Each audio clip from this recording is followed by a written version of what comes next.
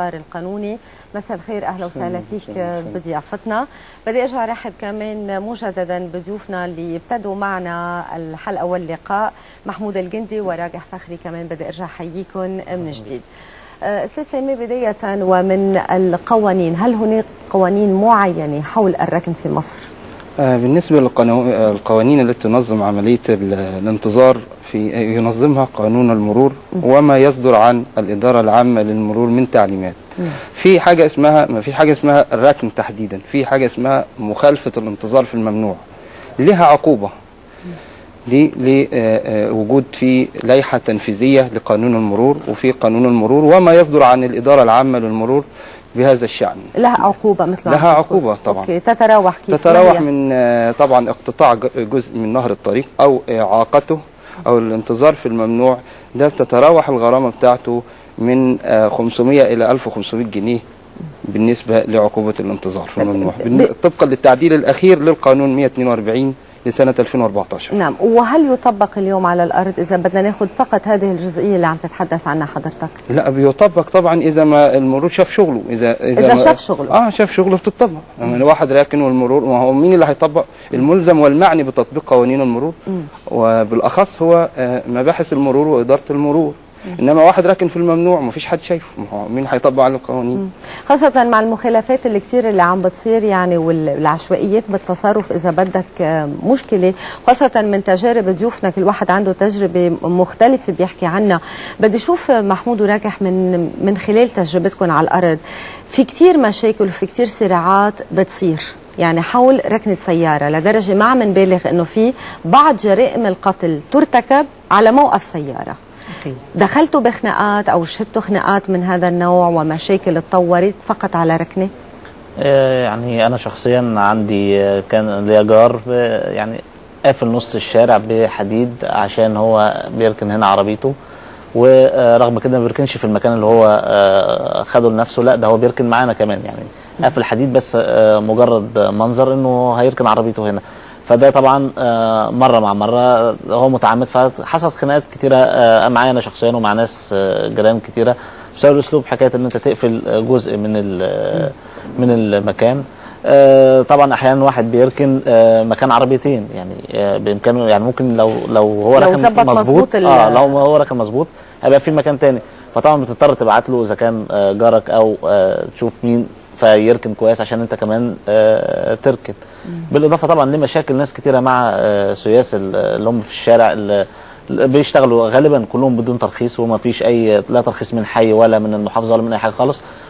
هي نظام بلطجه، انا بركن هنا ب 10 جنيه ب 20 جنيه ب 30 ب5، هتدفع مش هتدفع خلاص يقول لك اوكي اركن زي ما انت عايز، وتيجي تلاقي الاربع عجلات نايمين او تلاقي عربيتك او شخط لك السياره. يعني ده بيحصل، وبقول لك طب خلاص اوكي اركن. هو قاعد طول النهار في الشارع ما وراهوش حاجه، وغالبا بيبقى يا بلطجي يا مسجل خطر، فدي مافيا، وبالتالي انت بتدفع طالما مضطر. اوكي، انت حكيت عن نقطتين، خليني نشوف من الناحيه والمساله القانونيه كيف بيتم معالجتها. مساله السيس اللي بيتصرف هو على ذوقه وحسب يمكن مصلحته الخاصه، وبين الاشخاص كمان اللي بيحطوا لافته امام منزلهم، بحق لهم في هذه اللافته وهيدا فقط مخصص له حتى هو يركن سيارته؟ اولا بالنسبه لموضوع السايس دي مفيش حاجه في القانون اسمها سايس. يعني سايس دي سايس في جراج، وجراج يكون رسمي. انما السايس اللي في الشارع دي زي ما الاستاذ قال، دي بيبقى واحد فرض نفسه، وخاصه بعد الثوره دي احنا بنعاني منها، لان نظرا لغياب تفعيل القانون. انما هو القانون موجود، بس مين اللي يضبط هذه العمليه؟ رجل المرور. نعم. دي بالنسبه للجزئيه. الجزئيه الثانيه بالنسبه للاستاذ بيقول عليه ان هو واحد بيحط حديد قدام بيته، دي عليها مخالفه، ومخالفتها شديده جدا، تتراوح من 1000 الى 3000 جنيه، اقتطاع جزء من نهر الطريق او اعاقته او وضع علامات تعيق المرور فيه. دي بالنسبه للجزء الثاني. طب ليش ما بعرف انه ليش ما عم تطبق، يعني مثل جارون وغيره وامثله كثيره بهذا الاطار؟ بتطبق، هنرجع نقول المراقبه والمتابعه. هو ممكن انا اطبقها ازاي وكل واحد مننا يطبقها ازاي؟ اذا شافها يبلغ عنها، دي هنساعد في تطبيقها. بالإضافة إلى في داخل المدن، وخاصة مثلا المدينة زي مدينة نصر، في عوائق كتيرة غير قانون المرور. إيه هي؟ مثلا التراخيص اللي بتمنح للعمارات السكنية. أنا المفروض النهاردة بدي ترخيص لعمارة سكنية، أشترط عليه إن هو يعمل لي جراج تحت العمارة، انا لو عملت كده على الاقل ان لم ينهي المشكله تماما هيحد منها جزئيا ومن تضخمها ومن تضخمها. ثانيا يعني العبء كبير قوي قوي على اداره المرور بالفعل، لان كل شيء عليها بالنسبه للمرور.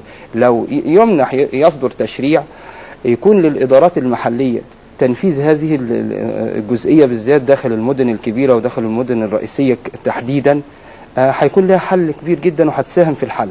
يعني اذا المشكله عندنا في فضلا عن وجود اصلا ثقافه. ما هي الموضوع لو في ثقافه وثقافه منتشره ان الركنه دي زي ما انت بتعطلني انا هعطل غيري وهعطل غيري وهعطل غيري، نعطل البلد كلها. ما هو كل واحد بيبص من دافع الشخص ليه. طب الاشخاص اللي بيركنوا او بيحطوا لافتات قدام منازلهم او بيحطوا حديد ممنوع الوقوف، غرامتهم شو في حال انا تشكيت عليه هذا الشخص؟ شو كيف بيكون العقوبه عباره عن شو؟ ما هو بيكون عقوبه على الشخص. يعني انا حاطط قدام العماره اكيد اللي حاطط الحديد ده واحد شخص، هيبلغ ضده، هيبلغ الوحده المحليه او المجلس المحلي او اداره المرور ان فلان الفلاني ده عامل وضع حديد. هيروحوا هيسالوه، هيعمل محضر يتوجه لاسم المرور او اسم الشرطه التابع للمكان او المجلس المحلي بتاع المدينه، دي كله مكلف بازاله هذا الاشغال. على هذا الاساس هيطبق القانون. طب ليه ما بلغته؟ ده جزء تاني من المشكله طبعا. انا واحد من الناس بلغت عن احد الاشخاص، لكن في ناس تانية بتقول لك هو في النهايه جار واحنا مش عاوزين نخسره، فبيتكلموا معاه. بعضهم بيشيل الحديد ده والبعض الاخر بيقول لك لا انا مش هشيل الحديد، وبتبتدي بقى المشاكل من هنا. الخناقات، هو يحاول يشيل الحديد، الجار التاني يشيل له الحديد بتاعه او يكسره له بالعرب. يعني تبقى هنا بقى بدايه المشاكل ما بين الناس بسبب الركنه. انا عاوز اقول لك ان جزء من مشكله الحديد ده مرض عند بعض الناس. يعني انا في مدن جديده فاضيه، الاماكن فاضيه، اركن في اي مكان، فتلاقي واحد عامل السلسله وحاطط حديد قدام العماره عشان يركن عربيته. طب ما المدينه فاضيه تشيل 100,000 عربيه، انت ليه بتعمل حديد؟ فهو بقت ثقافه عند الناس انه هذا انا حاطط ايدي هنا هي سيطرتك بالعافيه. فهي دي المشكله فعلا. نعم. راجح بلغت عن اي مخالفه صارت؟ بيتي برضو كان في حاجه زي كده. انا بركن في بارك، لكن قدامي برضو اللي معايا في العماره عاملين موضوع السلاسل الحديد، فهم تقريبا كان في 4 حارات هم عاملينها قدام البيت، بس هم ما كانوش موجودين، فعربياتهم كانت معاهم، يعني كانوا خارجين بيها، فقفلوا ال4. فيجي ناس مش من المنطقه بتقضي مصلحه جنبينا فعايزه تركن، فلقيت ده مقفول، فبقى كده بقى خدوا يعني حاره ثانيه بره، لان هو كده ركن بالعرض بره دوت، فعمل مشكله اكبر ان الطريق قفل، لان هو اصلا قافل بالحديد، والعربيه جت ركنت بره الحديد، فقطع من الطريق اخطر، وكمان ساب العربيه ومشي. فلما اصحاب المكان جم عشان يجوا يركنوا عربيتهم ما لقوش صاحب العربيه، فحصلت مشكله واتطور لان هم فتحوا العربيه وهو جه بعد كده فعملوا خناقه كبيره. كل ده بسبب الحديده. يعني الموضوع كبير كده عشان خاطر الحديد اللي هو عاملها. فتت بخناقه انت شخصيا حول هذا الموضوع او اي؟ لا والله انا يعني مسالم. يعني اللي بيقولوا عليه بياخدوه عشان حتى على راسي ما في مشكله. ما فيش مشكله. يعني بقى هي مخبوطه عادي ما فيش مشكله، حصل كده خلاص. يعني اصل هعمل له ايه؟ يعني حتى لو انا معايا سايس وبديله في الشهر متفق معاه، باجي اخر ثاني يوم باجي في مره جيت لقيت كله متدغدغ من قدام، قال لي موتوسيكل طلع من فوقيها. طب هقول له هات حقها، خلاص هو صلحها عمل كده. ملهاش ليه ما بتتشكوا؟ بدي اشوف ما زال عم بيقول بالقانون فيكم تحافظوا على حقكم وفي مرجعيه بتروحوا لها. ليه؟ هو لانه جيران ولا ما بدكم تفوتوا بمشاكل او لانه مسنود؟ يعني نحكي الامور بصراحه. خليني اخذ وجهه يعني نظر. طيب والله يعني اصل الموضوع مش هيبقى له اخر. يعني لو مثلا موضوع السلسله ده حصل مشكله كبيره فيه، انت دلوقتي وقفت له في حاجه زي كده، هو بعد كده جارك دوت ما بقاش جارك بقى خلاص، هيشوف لك حاجه بعد كده هترصد لك فيها. ما هي خوفا من الانتقام. حاجه في العربيه من الانتقام. هيبقى اذا بقيت بالسياره بيكون منيح، يعني ما طال شيء ثاني. يعني هو ده شوف ورايا الموضوع مشكله تبقى عناد، الموضوع هيكبر اكتر. فالموضوع عشان ما بحبش ان واحد يكبر، يعني بيحاول يلمه زي ما بيقولوا. يعني يهدي. كان عندك تعليق؟ انه مش كل الناس هتقدر تبلغ وتجبر المرور او تجبر اسم الشرطه او الحي انه هينزل. انت هتروح تبلغ هيقول لك شكرا مع السلامه، خلاص ما حدش يعمل اي حاجه خالص، الا لو كان عندك وسيله ضغط على الاجهزه المسؤوله عن ده، او عندك واسطه فتكلمهم فيضطروا يشتغلوا. يعني منطقه زي جاردن سيتي دي بتركن صف تاني وتالت والدنيا كلها مقفوله، ما بتعرفش تعدي وانت ماشي على رجليك. وفي النهايه بيجي امين الشرطه يلف لفته وياخد الفلوس من كل السياس اللي موجودين واحد واحد. اوف هذا كلام ياخد الفلوس. كلام خطير فعلا يعني. الاستاذ يقول لك بعد الساعه 4 انا مش مسؤول عن العربيه، لان بعد 4 هيجي امين الشرطه هو نفسه يروح ملزق مخالفات على كل العربيات. ده بيحصل يوميا، وعندنا دليل على ده. فده بيحصل في جاردن سيتي وبيحصل في كل اماكن كتيره في القاهره. استاذ سليمان، من اللي عم بيقوله محمود في كتار من الاشخاص سمعت نفس التعليق منه، يعني على الهواء وتحت الهواء. بس ده لا يمنعنا ان احنا نتتبع شكوتنا. يعني انا برضو ماشي كلامه صح، والجيره كانت يكون لها عامل. الجيره يعني مثلا واحد جاره جاري لا بس امين الشرطه ويلم وباتفاق مع السايس ويقول له الكوميشن تبعيته والعموله الخاصه فيه. يعني اذا ثبت كده بيتجازى هذا الموظف تماما، هو امين الشرطه حقه. انما في فعلا في فساد، في واقع، في يعني تحايل على تطبيق القانون بالطريقه اللي هو بيحكي عليها، ودي واقع مع كل الناس ولا نخفيه يعني تماما. انما هي المشكله المتابعه من الاداره بتاعته. يعني مثلا هو لو اشتكى لرئيسه ماشي هيتابع شبكته، بس النهارده مش كل واحد عشان يعمل يركن يشوف مشكله ركنه هيسيب الدنيا كلها ويسيب مشاكله يتكلم بقى في موضوع الركنه. ما هيدي المشكله، هي المشكله يعني بدل ما نخفف اذا بدك من انماط حياتنا اليوميه والعبء اللي كثير الكبير، عم نزيد حدتها بتفاصيل اللي هي اقل شيء من حقوقنا. يعني ده اقل شيء. طب ما هو ده في ركنه العربيه هضيع نص يوم مثلا، ما هو هيروح يشتكي، نفترض عنده مشكله، هو عنده حاجه اجتماعيه بيقضيها، عنده اي حاجه، ما هو فاضي بقى يروح يشتكي. طب اشتكى النهارده، طب وبكره وبعده، صح. المشكله دايما صح. يعني هذا يمكن جزء كبير من الخروقات اللي عم بتصير بالقانون، صح؟ اللي بتزيد من حده المشكله. طبعا. اضافه لهيدي، هل هناك من مشاكل اخرى وعباره عن لا هو هناك حلول زي ما قلنا في الاول، خاصه في مدينه زي جاردن سيتي او حي زي جاردن سيتي او مدينه نصر ومدن كبيره. التراخيص اللي بتطلع من الاداره المحليه بالبناء، وغير كده تراخيص بالاشغالات. يعني انا النهارده لو ببني عماره المفروض اتوجه للحي اقول له انا هبني عماره، اسمح لي اديني طريق، بيجهز طريق تاني ومكان للركنه تاني. انما ما فيش النهارده الكلام ده. ليه ما في؟ هو في بس ما بيتطبقش. يعني طب ليه ما هذا السؤال ليه؟ ما هو زي ما قال هناك فساد وهناك بيروقراطيه شديده جدا. دي حاجه. الحاجه الثانيه والاخطر ما فيش نظره مستقبليه للتقسيم. يعني انا النهارده لما اجي ابني عماره النهارده بديها ترخيص محل مطعم تحتها. طب ما هو المطعم دي فيه جمهور هيتعامل عليه، وفي ناس هتاكل وفي ناس هتشرب وفي واحد هيركن عربيته. هو اللي هيدخل المطعم ده هينزل من السماء ولا هيبقى ماشي على الارض؟ طياره بقى، ما تحط طياره خاصه على يعني امر. يعني انا ليه انا راجل النهارده بدي ترخيص لمحل او بفتح مثلا شارع زي شارع عباس العقاد، كله محلات كلها مخالفه، يعني بنسبه يعني لا تقل عن 90% منها مخالفات رهيبه. ويقول لك ما فيش نشاط تجاري في الدور الارضي ولا تجاري، ما فيش ولا اداري.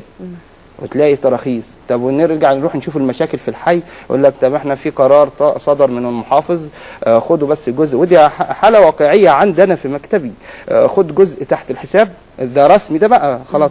والمشكله ما زالت قائمه. يعني فاتح محل تجاري وبياخد مني فلوس، يعني الدوله بتحصل فلوس وبتحاسبني ضريبيا، وفي نفس الوقت ما بتوفرش للمره ولا طريق سالك او ركنه للسياره، وبيفتح نشاط يخالف المنطقه اللي هي موجوده فيه كنشاط تجاري او كنشاط اداري كمكاتب او عيادات. وكل الناس طبعا دي هيتعامل معاها مع الجمهور. افضل الى ذلك واضف الى ذلك لما يجي يقول لي مثلا هعمل شهر عقاري في منطقه سكنيه. نعم. ما ينفعش افتح مكتب حكومي. مشكله واضحه حيه. انا افتح مصلحه حكوميه اللي هتعامل معاها جمهور، ما هو الجمهور ده برضه هيجي بعربيه اكيد، وممكن واحد واثنين وثلاثه. ما هي دي المشاكل. هي لازم يكون في عندنا نظره مستقبليه للتخطيط. احنا بنخطط النهارده على اللي موجود عندنا وما نعرفش ان الناس هتزيد. يعني طبعا مع ازدياد عدد السكان يعني كمان مشكله حتتفاقم يعني وتكبر اكثر اذا ما اجدنا اذا بدكم الحلول والتطبيق على الارض. كان عندك فكره كمان وتعليق على اللي عم بتقوله، كنت عم تقول لي الشارع اللي وراكم شو المشكله؟ برضه في مصلحه شهر عقاري زي ما بيقول استاذنا. فهو يعني الفتره اللي هو بيكون يعني موجود فيها او من 9 الصبح لحد الساعه 3 بيكون الموضوع يعني في ازمه ركنه اكتر، ان هو بيبدا يشوف في الشارع اللي هو فيه ما بيبقاش فيه مكان، بيبدا يشوف الشوارع المحيطه فبيبدا بقى يجي عند الشارع بتاعنا هو اصلا ما فيهوش مكان، فهو بيجي اكتر يبقى مخالف اكتر، يبقى المشكله اكبر. وبيبدا بقى هنا ساعتها السايس برضو اللي في الشارع يحاول يشوف يعني يطلع بحاجه. طيب يعني هلا لا يخفى اكيد على احد انه هذه مشكله قائمه يعني شئنا ام ابينا. اليوم نحن من خلال اضاءتنا عليها ما عليه ما ناخذ اكيد نصيحتك وكيف بتشوف الحل من منظارك الخاص، وكمان الشباب نظرتهم الخاصه وحلولهم. يمكن انتم عندكم وجهه نظر تختلف اذا بدكم عن الاشياء القانونيه الى حد ما او الاشياء الاساسيه، نظره هيك مثل ما بيقولوا ابتكاريه. محمود شو بتقترح؟ يعني اولا هو تفعيل القانون عندنا، اذا كان في شارع بينفع اركن على صف او ما اركنش على الثاني يبقى انا هطبق القانون. اذا كان عندي مجموعه بتشتغل في مهنه السياس دي لا بيدفعوا ضريبه للدوله ولا بيدفعوا اي التزامات، بس هم بياخدوا فلوس من الناس حسب مزاجهم، يبقى انا اعمل زي ما كنت بعمل زمان ايام زمان في مصر. يبقى السياس ده ليه ترخيص من الحي ومعروف ومضمون، معروفه بياناته بالكامل، مش مجرد واحد انا بديله مفتاح عربيتي، ما قد يكون حرامي وياخد العربيه ويمشي. بس اوقات بضطر يعني بضطر ما بيكون عندي يعني حالتين. يعني ده جزء منه يعني امنيا مش موضوع مش دقيق. فانا محتاج ان انا احصر الجماعه اللي بيشتغلوا في مهنه السيس دول ويبقى ليهم ورق رسمي عند المحافظه عارف مقنن، وكمان يسعر تسعيره واحده. تسعيره.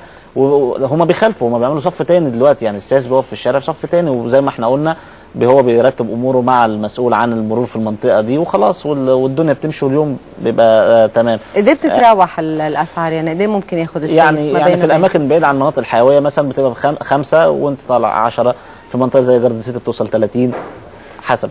طبعا عندنا جزء تاني مشكله اكبر، يمكن احنا سمعنا جراج التحرير واللي قعدنا سنوات منتظرينه، لكن الحقيقه اما بتعمل جراج باشتراك 500 جنيه في الشهر، انا بركن عربيتي عند سياس جراج بدفع مثلا 170 جنيه في الشهر، فبالتالي ارخص لي حتى لو اركنها صف تاني هو مسؤول عنها.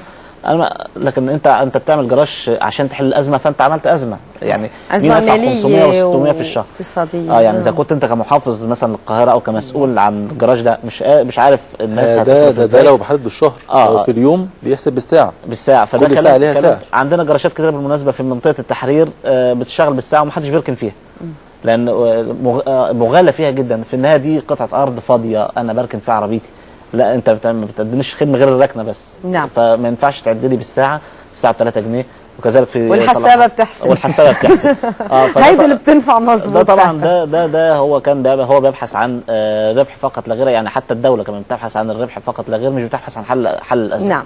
خلينا ناخذ رايك كمان راجع ختاما وسريعا كمان. والله هي المشكله دلوقتي في المدن القديمه، يعني المدن اللي هي التخطيط ما كانش متوقع ان تبقى في عدد العربيات ده كله. نعم. أو يعني يا ريت لو المصالح او الاعمال تتنقل للاماكن في المدن الجديده، يمكن ده ممكن يخلي يخفف شويه من حده الازمه. ده الحل الوحيد في الجيزه والقاهره بصفه عامه يعني. نعم. استاذ ثيمان كمان بما انه حضرتك اللي عم نحكي معك من الناحيه القانونيه، ختاما ماذا تقترح؟ والله اقترح يعني في ادارات المرور وجهات الحي اللي هي مسؤوله عن التراخيص تعيد النظر فيما هو قائم وما يعني سيحدث مستقبلا عشان تحل المشكله دي. يعني فيما هو قائم يعني مثلا تحدد على الاقل اماكن للانتظار، ما يكونش كل واحد عايز يركن في المكان اللي هو عايزه. مستقبلا طبعا لو في تخطيط لاي حاجه، في اشتراطات معينه، في عمارات هتتبني جديده يبقى تحتها جراج، دي لا يمنح الترخيص لمالك العماره الا اذا وجد ما يعني مساحه تستوعب السيارات اللي هي خاصه اللي هتسكن في العماره ديت، يعني اهل يعني تسكن. نعم. شو رايكم كمان نشوف ناس طرحت السؤال عبر السوشيال ميديا؟ شو طلع؟ طرحت السؤال مش قادر اقول لك الكومنت ساخن يا سيبوني يا مهوره. في حطينا السؤال: هل تعاني من مشكله الركن وفي اي منطقه؟ وخليني اقول لك يعني اجابه من الاجابات كده. طارق مثلا بيقول ايه: عاجبني قوي السؤال ده يا مروان، في اي منطقه. الواحد حاسس انه لو راح مكان ما فيهوش مشكله في الركنه هيبقى اكيد خرج بره حدود مصر. بصوا انا بواجه المشكله دي في الركنه تحت البيت وعند الشغل وفي النادي وفي الساحل وفي الاوتيلات والمطاعم وفي المطار وفي المهندسين وفي الزمالك وفي المعادي وفي المولات كلها، ولما بزور ابويا وامي في امبابه واختي في شبرا. كفايه كده ولا اكمل؟ انا اعتقد اجابه طارق كفايه قوي. وفي حطينا سؤال تاني، هل منعتك مشكله الركن من التحرك بالسياره بحريه؟ ويمكن دي مشكله يعني انا مش قادر اقول لك كم الكومنتس اللي عليها، ان يعني الناس كلها من غير تفكير اللي عايشين في المدن الكبيره كلنا بنعاني. ويمكن النهارده لو احنا لخصنا الموضوع زي ما هم دلوقتي لخصوه في حاجتين، الناس اللي حاطه قدام بيوتها وقدام عماراتها طوب واقماع، غير السايس اللي واقف اللي بياخد من الناس فلوس تعتبر اتاه، ولا هو متعين ولا هو بيدفع ضرايب ولا هو اي حاجه، وبالعافيه غصب يعني بيخلينا ندفع فلوس. فاحنا مشكله الركنه فعلا فعلا مشكله حقيقيه في مصر، ولازم المسؤولين يتحركوا. مش مطالب ان انا كفرد انا اللي اتحرك، لازم المسؤولين. الحاجات موجوده قدامكم، قافلين الشوارع قدامكم، حاطين حاجات على الرصيف قدامكم. عم تحكي من حرقه قلب مروان، والناس واقفين قدامهم فمش صح كده. شكرا لك مروان، اهلا وسهلا فيك. استاذ سليمان محمود وراجع كمان اهلا وسهلا فيكم. مشاهدينا رح ننتقل الى موضوع اخر طبي ونفسي بتعرفوا تفاصيله بعد البريك.